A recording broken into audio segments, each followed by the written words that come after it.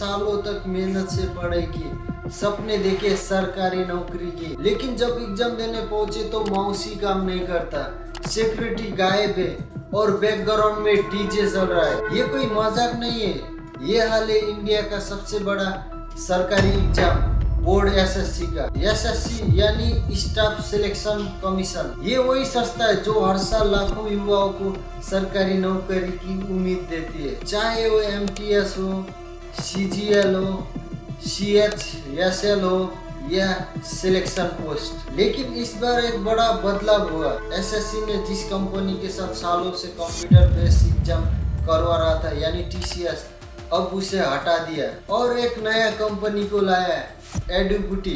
TCS का बुनियादी ढांचा देश भर में पहले से ही चल रहा था, एग्जाम स्मूथ चल रहे थे। लेकिन जैसे एडुकुटी को जिम्मेदारी सौंपी, पहले दिन जो हुआ उसने लाखों स्टूडेंट के विश्वास को तोड़ दिया। 5 जुलाई 2025 एसएससी सिलेक्शन पोस्ट फेज 13 का पहला दिन, पहली शिफ्ट, और हर तरफ से रिपोर्ट आने लगी, सिस्टम क्रैश, माउस खराब, एग्जाम कैंसिल, सिक्योरिटी मिसिंग। एक स्टूडेंट ने बताया सीबीटी यानी कंप्यूटर बेस्ड टेस्ट, हर एक सवाल के लिए माउस को 10 से 15 बार क्लिक करना पड़ रहा था और फिर भी पेज चेंज नहीं हो रहा था। अब सोचिए एग्जाम में जहां हर एक सेकंड कीमती है, इसी टेक्निकल ग्लिच के कारण पूरे स्टूडेंट के मेहनत पर पानी फिर देता है। और एक स्टूडेंट ने लिखा एग्जाम सेंटर में कोई चेकिंग ही नहीं थी, कोई भी अंदर घुस सकता था, ना बायोमेट्रिक ना मेटल डिटेक्टर, कुछ भी नहीं। तो फिर ये फेयर एग्जाम कैसे हुआ? और एग्जाम सेंटर कहाँ था? एक स्कूल जहाँ एग्जाम के दौरान डीजे म्यूजिक बज रहा था। एक स्टूडेंट ने लिटरली लिखा पूरे 1 घंटे से पीछे से गाना बज रहा था, ध्यान भटक गया, ऊपर से फैन और एसी काम नहीं कर रहे थे। वही स्टाफ को कंप्लेन किया तो स्टाफ कहते अभी निकली तेरी गर्मी।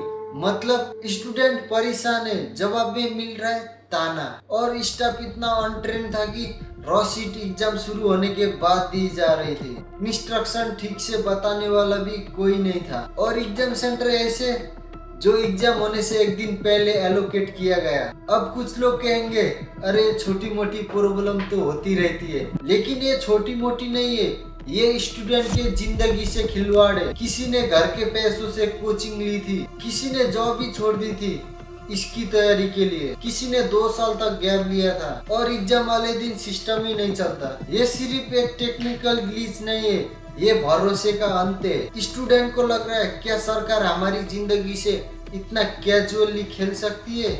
अब सवाल ये है एडुकुटी को यह कॉन्ट्रैक्टर कैसे मिला? क्या कोई टेस्टिंग या कोई ट्रायल नहीं लिया गया था? एग्जाम सेंटर की ऑडिट क्यों नहीं हुआ? अब अगर स्टूडेंट के करियर खराब हुआ तो अब इसका जिम्मेदार कौन है? और सबसे बड़ा सवाल, क्या एसएससी कोई जवाब देगा?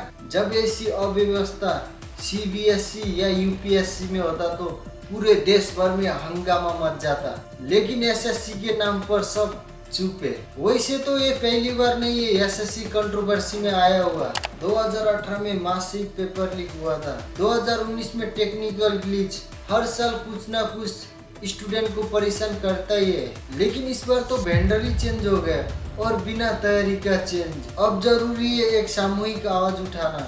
स्टूडेंट को चाहिए इमीडिएट और ट्रांसपेरेंट जांच, कॉम्पेंसेशन या री एग्जाम की सुविधा।